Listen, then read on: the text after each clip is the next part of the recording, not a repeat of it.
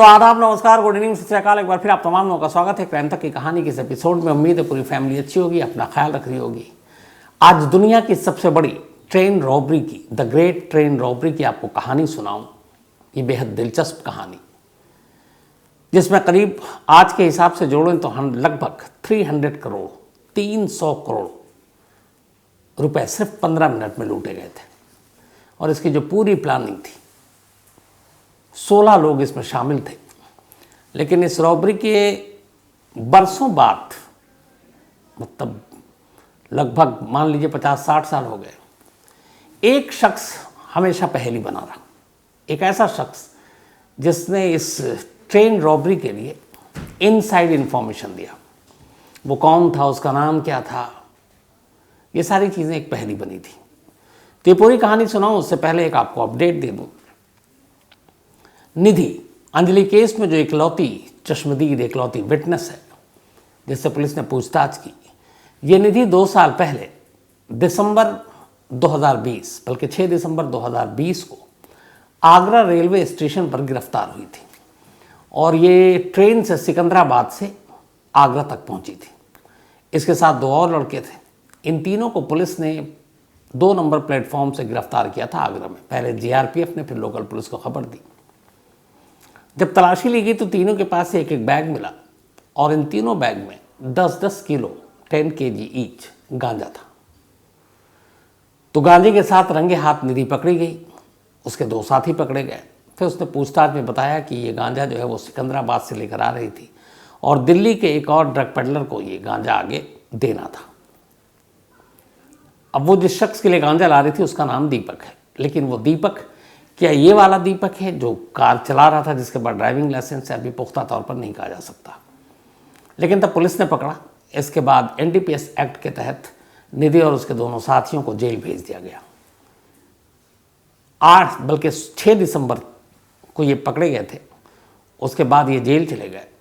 16 दिसंबर को फिर इनकी ज़मानत की अर्जी लगी और अदालत ने निधि को ज़मानत दे दी। लेकिन ज़मानत के आदेश आने के बावजूद अगले 1 हफ्ते तक निधि फिर भी जेल में रही। उसकी वजह ये थी कि निधि का कोई घर वाला, बाकी कोई रिश्तेदार, माँ, उसकी ज़मानत के मुचलके या बाकी चीज़ें भरने के लिए आग्रही नहीं आए और इस वजह से वो 1 हफ्ते तक और जेल में रही। फिर उसके बाद इसकी माँ पहुँची, रिश्तेदार पहुँचे, तब इसकी बेल हुई, बाहर आई। और ये केस आज भी चल रहा है। लेकिन अब पिछले करीब 10 महीने या 12 महीने से ये पेशी पर अदालत नहीं जा रही है। और जो इसके वकील हैं उनका कहना है कि अगर अब उसने गैर हाज़िरी और दिखाई तो हो सकता है उसकी ज़मानत खारिज हो जाए, नॉन अवेलेबल वारंट जारी हो जाए और उसे फिर से जेल जाना पड़े। तो अंजलि केस की चश्मदीद, जिसने अंजलि के ऊपर नशा और ये सारी चीज़ों के बयान में इल्ज़ाम लगाए थे, अब पता चला है कि वो खुद नशे के धंधे में शामिल थी। और ये प्रूफ इस बात का है कि FIR दर्ज है, बाकायदा वो ज़मानत पर, इस वक्त भी वो बेल पर अपनी ज़िंदगी गुजार रही है। बाकी इस केस की तफ्तीश अब भी जारी है, सभी से पूछताछ हो रही है। और अब इसके बाद पुलिस जो अपनी थ्योरी है, उनकी कहानी है, चार्जशीट की शक्ल में, देखिए कब पेश करते हैं। हालांकि उनका कहना है कि बहुत जल्दी ही करेंगे उसे। तो ये तो अंजलि केस की अपडेट। अब आते हैं आज की कहानी के ऊपर। इंग्लैंड में एक ट्रेन चला करती थी और यह ट्रेन खासतौर पर एक मेल ट्रेन थी। इसमें डाक वाक इन सारी चीज़ें जाया करती थी, द रॉयल ट्रेन। और इत्तेफाक से इसी ट्रेन में एक डाके की प्लानिंग होती है। अब सवाल यह है कि एक मेल ट्रेन जिसमें डाक विभाग है, पोस्टल सर्विस, वो सारी चीज़ें जा रही हैं, उसमें आप डाका मार के क्या करेंगे। लेकिन जिस गैंग ने इस रॉबरी की प्लानिंग की, उसे एक इनसाइडर से पता चलता है कि 7 अगस्त 1963, 7 अगस्त 1963 को इस डाक विभाग की गाड़ी में करीब 128 बॉक्स होंगे और उसमें छोटे छोटे नोट होंगे, करेंसी। लंदन पहुंचेंगे इसलिए कि मार्केट में, बैंक में, हर जगह करेंसी की कमी हो गई, तो लोगों को और दिक्कत ना हो, तो उसके लिए इसी ट्रेन के ज़रिए 128 बॉक्स में लगभग 2.6 मिलियन पाउंड, उस ज़माने में, आज के ज़माने के हिसाब से जोड़ें तो कहते हैं कि लगभग 300 करोड़, तो उस ट्रेन में रखी गई। और उस ट्रेन में रखा नहीं जाना था, रखी गई। अब एक ट्रेन के अंदर अचानक डाक विभाग और पोस्टल सर्विसेज की चीज़ें, तार, खत है, और उसी ट्रेन में 128 बॉक्सेस जिसमें पाउंड्स भरे हुए हैं, करीब 300 करोड़ के। इसकी जानकारी रॉबर्ट्स को कैसे हुई? ये पूरी साजिश रचने में कई दिन लगे। इस साजिश को रचने के लिए कहते हैं कि गॉर्डन गुडी नाम का एक चोर, जो इंग्लैंड में था, छोटे मोटी चोरियां क्या करता था, अपने गैंग चलाता था। उसके साथ उसके 3 और दोस्त थे, बस्टर एडवर्ड और एक ब्रूस रेनॉल्ड। तो लोग चोरी चकारी किया करते थे।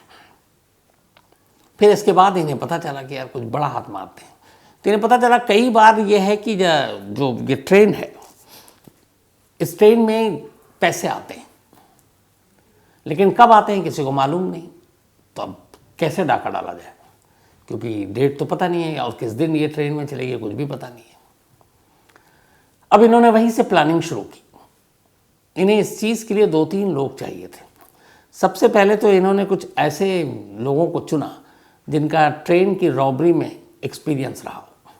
ढूंढते ढूंढते 3-4 लोग इनको मिल गए। तब ये 6-7 की टीम बन गई। फिर कुछ और लोगों को ढूंढा। अब उस रॉबरी के लिए अलग अलग डिपार्टमेंट के एक्सपर्ट चाहिए थे। तो ये रॉबरी ऐसी थी कि इसमें सिर्फ एक्सपर्ट्स की ज़रूरत है। तो उन्होंने एक वो जो ट्रेन को ड्राइव कर सके, पुराना एक ड्राइवर उन्होंने ढूंढा, उसको अपने साथ शामिल किया लालच देकर। एक टेक्नीशियन को ढूंढा जो रेलवे में सिग्नल, आप देखते होंगे ग्रीन और रेड, जैसे सड़क पर होती है, रेलवे ट्रैक पे भी उसी तरह की सिग्नल होती है। अगर रेड हो तो ड्राइवर को गाड़ी रोकनी पड़ती है, ग्रीन हो तो आप थ्रू हो। तो एक ऐसा बंदा चाहिए था जो इस सिग्नल के साथ खेल कर सके। वो भी हो गया। अब धीरे धीरे 15 लोगों की टीम बन गई। 15 लोगों की टीम बनी, सारी तैयारियां चल रही हैं, प्लानिंग बाकायदा जाकर फील्ड में भी हो रही है। अब एक 16वें की ज़रूरत थी जो एग्जैक्ट इंफॉर्मेशन दे कि इस ट्रेन में किस दिन पैसे जाएंगे, क्योंकि बात बेहद खुफिया और गुप्त होती है। और इधर ये लोग तैयार हैं कि जैसी इंफॉर्मेशन मिलेगी हमें किसी भी पल ये काम करना है। अब सारी तैयारी कर रहे हैं, बार बार प्रैक्टिस कर रहे हैं, सब कुछ हो गया। बस उससे 16वां एक अनजान चेहरा, उसकी तरफ से सिग्नल मिलना बाकी है। और आखिरकार 7 अगस्त 1963 को वो 16वां शख्स इस 15 लोगों की टीम के मुखिया, यानी कि इसका जो लीडर है गॉर्डन गुडी, उसको खबर देता है। कहता है कि एक ट्रेन जो कि ग्लासगो से लंदन के लिए जा रही है, शाम 7 बजे ये ग्लासगो से रवाना होगी और 12 घंटे में ये लंदन तक का सफ़र तय करेगी। सुबह 7 बजे यानी उस हिसाब से इसको लंदन पहुंचनी है। 12 घंटे के इस सफ़र में इस ट्रेन के अंदर बहुत से डाक विभाग की चीज़ें होंगी। और उसी ट्रेन में जो डाक विभाग, कुल 12 इसमें कोच थे, 12 डब्बे। 12 बोगी में से 2 बोगी ऐसे हैं जिसमें डाक विभाग के सारे पेपर वेपर हैं, तो लोगों को जल्दी मिले ये सारी चीज़ें, ख़त और ये। तो उसके लिए उस वक्त ये हुआ था कि जो डाक विभाग है उन्होंने इस चलती ट्रेन में भी अपने एम्प्लॉय को बैठाने का काम किया था, ताकि वो ट्रेन में ही लेटर छाटने का काम करें, किस इलाके का कौन, किस मोहल्ले का कौन, किस शहर का कौन। तो करीब 72 एम्प्लॉय ब्रिटिश पोस्टल सर्विस के 2 कोच में सवार थे, और उस कोच में सारे वो पोस्टल थे, लेटर, तार, बाकी सारी चीज़ें। अब उसी ट्रेन में बैठकर वो अपना छटाई कर रहे हैं। 12 कोच और हैं। पीछे से जो सेकंड कोच है उसमें 128 बॉक्स रखे हैं और उसके अंदर करीब 2.6 मिलियन पाउंड रखे हुए हैं। 128 बॉक्स में छोटे छोटे नोट थे, और वो इस तरीके से रखा गया कि किसी को शक भी ना हो कि कुछ इंपॉर्टेंट चीज़ जा रहा है। बस उसमें लॉक लगा हुआ है, बॉगी के अंदर वो सारे पैसे हैं, 2 बॉगी में इधर एम्प्लॉय बैठे हुए हैं, रेलवे के कुछ स्टाफ है। अब ट्रेन ग्लासगो से चल पड़ती है। 7 बजे ट्रेन रवाना हुई अब सुबह 3 बजे का वक्त आ गया। इधर 3 बजे लंदन से करीब 40-45 मील दूर, अच्छा ये 1963 की बात है, उस ज़माने में ट्रेन की रफ्तार बहुत ज़्यादा नहीं हुआ करती थी, बहुत धीमे चलती थी। तो अब रात के 3 बज चुके हैं, लंदन अभी भी 40 मील दूर है जहाँ पे इनको उतरना है, इस ट्रेन का लास्ट जो लोकेशन है। और इसके बाद अब ये ट्रेन पहुँचती है चैरिंगटन, एक छोटा सा गांव विलेज टाइप का ये इलाका है चैरिंगटन। जब ट्रेन चैरिंगटन पहुंची, उससे पहले इधर दूसरी तरफ चूँकि खबर मिल गई है 16वें उस शख्स से जिसका कोई नाम चेहरा अभी तक नहीं है कि इस ट्रेन में पैसे हैं। अब ये पूरी टीम जो महीनों से लगी हुई थी इस साजिश में, इस बैंक रॉबरी को अंजाम देने में, जब उन्हें पता चला कि इसमें इतने सारे पैसे हैं तो उनकी खुशी का ठिकाना नहीं। अब पूरी टीम शाम 7 बजे उधर ट्रेन रवाना हुई। इस दौरान में इन्होंने पूरा अलग अलग जो रेलवे के रूट हैं, ट्रैक हैं, उसके ऊपर भी रिसर्च किया, बहुत बारीकी से हर चीज़ किया। तो जब इन्हें पता चला कि ग्लासगो से लंदन जा रही है, तब उन्होंने उस रूट का ऑलरेडी रिसर्च कर रखा था। उन्हें लगा कौन सी ऐसी जगह होगी जहाँ पे ये रॉबरी को अंजाम दिया जाए। तो उन्होंने चुना चैरिंगटन, जो लंदन से करीब 40 मील पहले है। 2 रेंज रोवर कार और एक पुरानी मिलिट्री का ट्रक ये लेकर चैरिंगटन पहुंचते हैं। और चैरिंगटन में एक ऐसी जगह जहां रेलवे ट्रैक के करीब तक कार और ये ट्रक पहुंच सके, उस जगह को इन्होंने पहले चुना। और वो जगह ऐसी हो जहां पर रेलवे का सिग्नल हो। अब इनके साथ एक टेक्नीशियन था। चैरिंगटन के करीब रात को ये पहुंचते हैं। जो बाकी ट्रेनें गुजरनी थी सब गुजर गई। अब उस ट्रेन का इंतज़ार है जिस ट्रेन को इन्हें लूटना है। टाइमिंग एकदम सही है। अब उन्हें मालूम, जब ये कंफर्म हो गया कि अब वही ट्रेन आएगी, ठीक उससे कुछ मिनट पहले आखिरी काम करते हैं। उस रेलवे सिग्नल को उस टेक्नीशियन के ज़रिए उन्हें अब ग्रीन से रेड करना है। कायदे से वो ग्रीन सिग्नल है, ट्रेन को गुजरनी है, लेकिन उन्हें रेड करना है ताकि ड्राइवर को ट्रेन रोक दे। अब वो अपने साथ बाकायदा बल्ब, बाकी कलर, बैटरी, ये सारी चीज़ें ले गए, एक कवर भी ले गए, पूरी तैयारी की थी। अब उन्होंने उस ग्रीन सिग्नल को ढक दिया और उसके बाद अपना आर्टिफिशियल इस तरह से किया कि वो सिग्नल अब रेड दिखाई दे रहा है और उसको रेड करके छोड़ दिया। ट्रेन आई, ड्राइवर ने दूर से देखा, उसे ताज्जुब हुआ कि इस वक्त रेड सिग्नल का कोई मतलब नहीं है। फिर भी लगा कई बार सफ़र में ऐसा हुआ है, तो उसने कहा कुछ गड़बड़ होगा, चलो देख लेते हैं। उसने ट्रेन रोक दी। जैसी ही ट्रेन रोकी, ये जो 15 लोग सवार बाहर हैं, इनमें से फ़ौरन कुछ लोग ड्राइवर की इंजन में दाखिल होते हैं।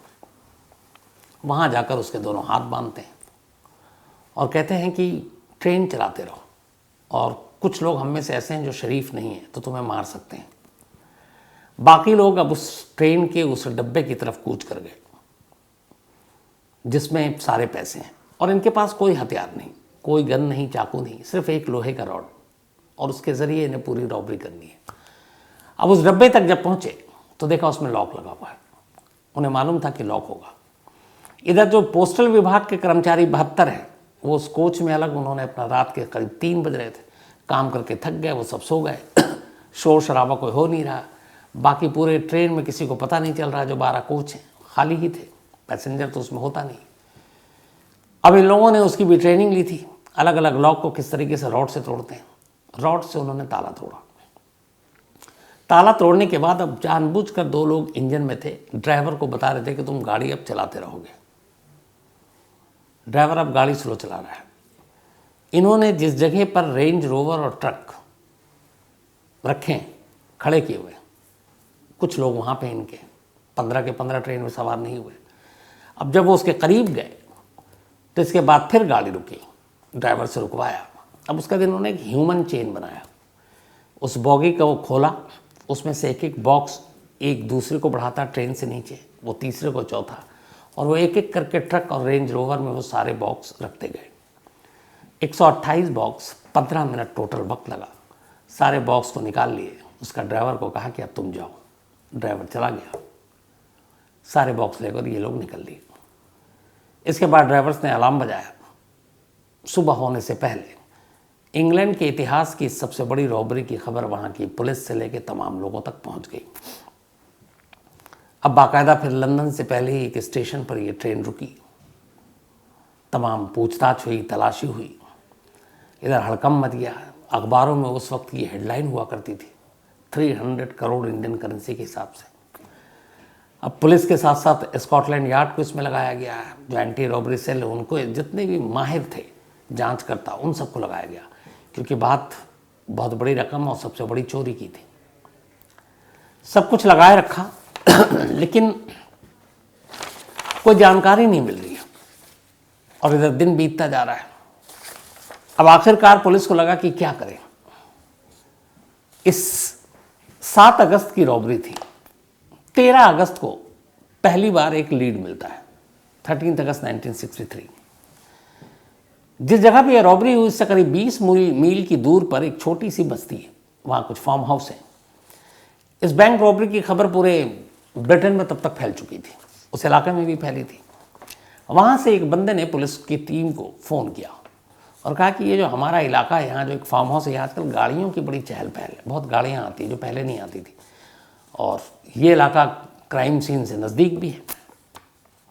जब ये बात पता चली पुलिस पहुंची उस फार्म हाउस में। जब फार्म हाउस में गई वहाँ कोई नहीं था। इन्होंने अंदर जाकर तलाशी ली तो पहले सबूत मिले। 20 खाली बॉक्स उसी फार्म हाउस के अंदर रखे हुए थे, पैसे गायब थे। वहाँ से पुलिस ने फिंगरप्रिंट्स, बाकी चीज़ें उठाई। अब पुलिस तफ्तीश में लगी, पहला क्लू मिला था। अब उन 20 बॉक्स और बाकी चीज़ों के ज़रिए खाली पुलिस की तफ्तीश आगे बढ़ी तो पता चला कि एक फूल बेचने वाला शख्स है, रॉजर नाम है उसका, रॉजर कॉडरे, उसका इस फार्म हाउस से लेना देना है।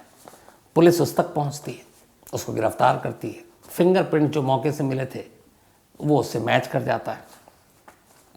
अब उसके बाद उसकी निशानदेही पर अगले 2 हफ्तों में पुलिस 12 और लोगों को गिरफ्तार करती है, पर 3 अब भी भागे हुए हैं।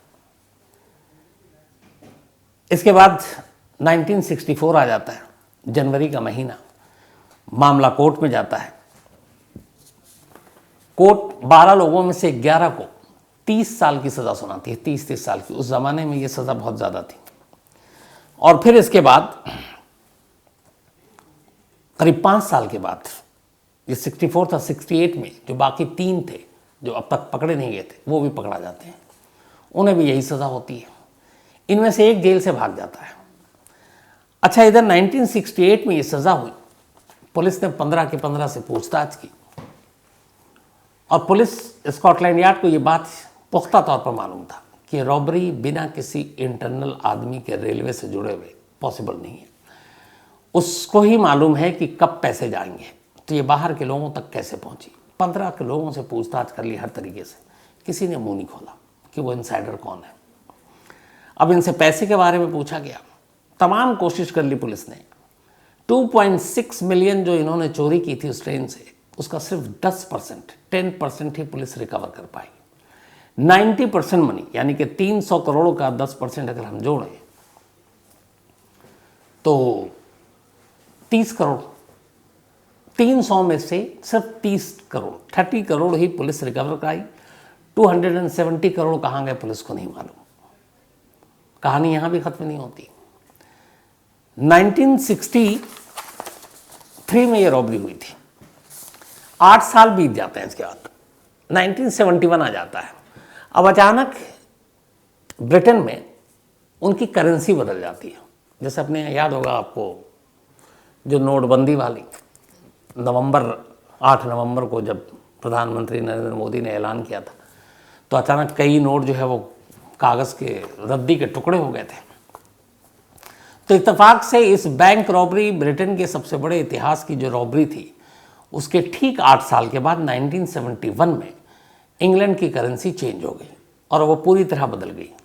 उसका मतलब ये हुआ कि वो जो 300 करोड़ रुपए इस द ग्रेट ट्रेन रॉबरी से चुराए गए, वो अब नोट रद्दी के टुकड़े हो गए।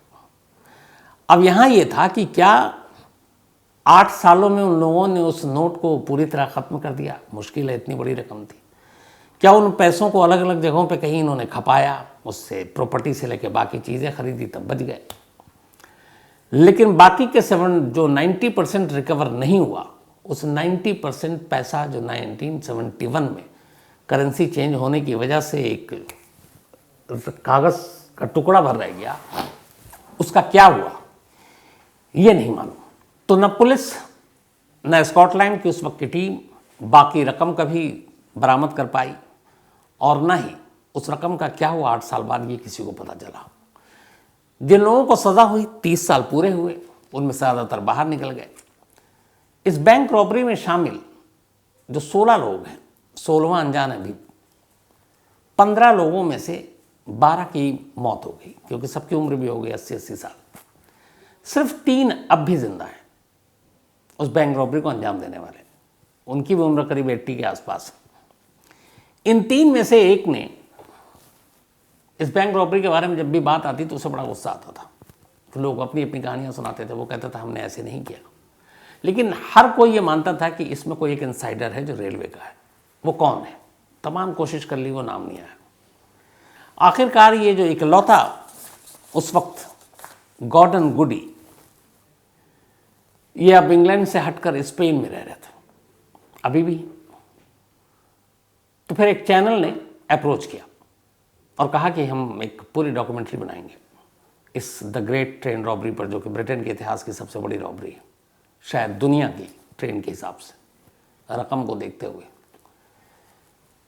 तो गॉर्डन गुडी ने कहा ठीक है, मैं सारी बातें बताने को तैयार हूँ। डायरेक्टर प्रोड्यूसर से शर्त एक थी, तुम उस इनसाइडर का नाम बताओगे, तब तो फिर डील है।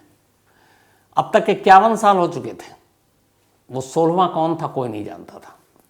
और उसकी वजह ये थी कि 16वां जो था उससे वादा किया था इन सब ने कि चाहे कुछ आ जाए, कैसी भी आँच आए हम पर, हम तुम्हारा नाम डिस्क्लोज नहीं करेंगे, कभी नहीं बताएंगे कि तुम कौन हो। और वो रेलवे का ही था। 51 साल बीत गए। 51 साल के बाद अब गॉर्डन गुडी से पूछा गया इंटरव्यू में कि आप नाम बताओ। पहली बार गॉर्डन गुडी ने उसका नाम बताया। वो रेलवे का ही एक एम्प्लॉय था। उसे पूछा गया कि 51 साल तक तुम खामोश रहे, अब उसका क्यों नाम बता रहे हो? ये तो एक, उसने ये भी कहा कि ये तो मतलब ट्रस्ट जो उसने तुम पे किया उसको तोड़ रहे हो, धोखा दे रहे हो। उसने कहा मैं जानता हूं, इसीलिए हम 51 साल तक मैंने कुछ नहीं बोला, ना मेरे किसी साथी ने कहा। अगर वो जिंदा होता तो शायद मैं उसका नाम आज भी नहीं लेता, लेकिन वो अब जिंदा नहीं है और इसीलिए उसके नाम को खोल रहा हूं। 51 साल बाद एक इंटरव्यू में उस शख्स का नाम लिया गया और तब जाकर पता चला कि वो रेलवे का इनसाइडर कौन था। लेकिन अब पुलिस कानून कोई कुछ नहीं कर सकता था, क्योंकि वो शख्स कुछ साल पहले ही मर चुका था। और जब ये रॉबरी हुई थी तभी उसकी उम्र करीब 45 साल के आसपास थी। तो उस रॉबरी को भी अब करीब 53 साल हो गए, तो उम्र ज़्यादा थी। और गॉर्डन गुडी को मालूम हुआ था कि उसकी डेथ हो गई है, तब उसने फिर ये नाम का खुलासा किया। तो आज भी इस रॉबरी में शामिल जो लोग जो पैसे चुराए, उन पैसों का ज़्यादातर क्या हुआ 90% का पता नहीं। और ये केस हमेशा ब्रिटेन की हिस्ट्री में याद किया जाता है। उसकी वजह की ये भी है कि 2 चीज़ें थी, एक इतनी बड़ी रकम कभी चोरी नहीं हुई, दूसरा जिस तरीके से सज़ा सुनाई गई थी उस वक्त, उससे बड़ी सज़ा और उस वक्त शायद नहीं थी। और न्यूज़पेपर आ चुका था तो बड़ी बड़ी हेडलाइंस हुआ करती थी। तो कहानी में आज इतना ही, लेकिन कहानी ख़त्म करूं उससे पहले वही अपना सिलसिला। आज आदर्श दुबे, इनका बर्थडे है, तो हैप्पी बर्थडे आदर्श। और ये मनोज दुबे के बेटे हैं और बहरीन में है मनोज दुबे। आयान का भी आज बर्थडे है, तो हैप्पी बर्थडे आयान। और ये मोहम्मद अली के बेटे हैं। इसके अलावा शालू चौधरी, इनका भी आज जन्मदिन है, तो हैप्पी बर्थडे शालू। और ये अक्षय मंधान की सिस्टर हैं। साथ ही अनन्या, इनका भी आज बर्थडे है, तो हैप्पी बर्थडे अनन्या। और ये सुशांत वर्मा जी की पत्नी हैं। इसके अलावा मयंक बघेल, इनका भी आज बर्थडे है, तो हैप्पी बर्थडे मयंक। और राधा कृष्ण बघेल ने भेजा है, उनके बेटे। साथ ही साइमा का भी आज जन्मदिन है, तो हैप्पी बर्थडे साइमा। और ये अभिषेक ने भेजा है वर्जीनिया से। इसके अलावा प्राग हरसोत, इनका भी आज बर्थडे है, तो हैप्पी बर्थडे प्राग। और हेमंत हरसोत ने भेजा है। साथ ही स्वर्ण लतिका यादव जी, बहुत सारे लोगों ने अलग अलग नाम से इनके लिए में भेजा है। ये एक टीचर हैं पेशे से और बबलू यादव जी की पत्नी भी हैं। तो स्वर्ण लतिका यादव जी, आपको जन्मदिन की बहुत बहुत बधाई, हैप्पी बर्थडे आपको। इसके अलावा वेदा श्री, इनका भी आज जन्मदिन है, तो हैप्पी बर्थडे वेदा। और ये रमेश चौहान ने भेजा, उनकी बिटिया है। अमित कौशिक, इनका कल बर्थडे था, तो बिलेटेड हैप्पी बर्थडे अमित। साथ ही वाशु राजपूत, इनका भी आज जन्मदिन है, तो हैप्पी बर्थडे वाशु। और ये नीतेश कुमार जी की पत्नी है, बल्कि इनका भी कल जन्मदिन था। इसके अलावा आलिया आरिफ का भी आज जन्मदिन है, तो हैप्पी बर्थडे आलिया। और ये आरिफ अली की बिटियाँ हैं। साथ ही नूरानी खान, इनका जन्म भी कल दिन था, तो बिलेटेड हैप्पी बर्थडे नूरानी। साथ ही जोसेफ चौधरी, इनका भी बर्थडे है, तो हैप्पी बर्थडे जोसेफ। और ये धर्मेंद्र चौधरी, उनके बेटे हैं, ये नेपाल के रहने वाले हैं, लेकिन फ़िलहाल यूरोप में हैं। साथ ही रफसाल थांगेल, इनका भी आज जन्मदिन है, तो हैप्पी बर्थडे रफसाल। और ये रायान, रिमशा और फैसल ने भेजा है। साथ ही पायल शर्मा जी, हमारे क्राइम तक फैमिली मेंबर है, कि इन्होंने कल बहुत खूबसूरत मेल भेजा, मैंने कहा आपसे शेयर भी करूं। ये न्यूयॉर्क में रहती हैं, एक तो अमेरिका में पायल शर्मा जी इंडियन हैं और वहाँ ट्रक चलाती हैं। यूएस में ट्रक चलाने वाली लेडी बहुत सारी आपको मिलेंगी, हमारे इंडिया में कम दिखता है ये, और वहाँ तो ट्रक और भी बड़े लंबे लंबे होते हैं। तो वहाँ ये इन्होंने कहा कि मैं ट्रक चलाती हूँ और सफ़र में कहानी सुनती हूँ कान में वो लगाकर, और ट्रक चला चला कर इन्होंने अच्छे खासे, इन्होंने कहा कि हमने पैसे कमाए और इंडिया में एक घर भी ख़रीद लिया है। तो मुझे बड़ा अच्छा लगा ये सुनकर। तो पायल जी, आप हमेशा अच्छी रहें, खुश रहें, खूब पैसे कमाएं। बस हाँ, थोड़ा सा ड्राइविंग के वक्त ध्यान ज़रूर दीजिएगा। और जब भी कभी आपने जो घर ख़रीदा और इंडिया आए तो बताइएगा, ज़रूर आपसे मुलाकात होगी। And all the best. इसके अलावा आकाश सिंह है, थैंक यू सो मच आपके मेल के लिए। इसके रोहित एक कहानी की फरमाइश की है। प्रीति भट्ट, कई लोगों ने और लिखा, ये इंग्लैंड से हैं प्रीति, इनका ये कहना है कि ऐसा हो नहीं सकता कि क्या ये मुमकिन नहीं है कि निधि ने अंजलि को स्कूटी से धक्का दिया हो। कहने सोचने के लिए बहुत कुछ है, लेकिन वही है प्रीति जी कि जब तक एविडेंस नहीं हो तब तक सिर्फ कहानियाँ ही होती हैं, एविडेंस हो तभी कुछ कहा जा सकता है। अनु शर्मा ने एक कहानी की फरमाइश की है, चेतन प्रकाश बदोनी, ज़रूर मुलाकात होगी आपसे, थैंक यू सो मच। इसके अलावा Jamal Ahmed, thank you so much आपके मेल के लिए जमाल। ये उन्नाव के रहने वाले हैं, लेकिन फ़िलहाल दुबई में है। अनुराग ठाकुर, इन्होंने एक कहानी की फरमाइश की है। इसके अलावा अशोक खरपू, गौरव सनन, थैंक यू सो मच आपके मेल के लिए। दिव्या चंचलानी एक कहानी की फरमाइश की है। इसके अलावा Bhavani Shankar Gowda, thank you so much. Narendra Sharma, ये निधि गांझा की बात जो आपने की थी मैंने शुरू में ही बता दी। Sarfaraz Ahmed Ansari, thank you so much आपके मेल के लिए भी। तो कहानी में आज इतना ही। अब आपसे मुलाकात होगी कल रात 9 बजे किसी नई कहानी के साथ। तब तक अपना ख्याल रखिएगा। Thank you very much.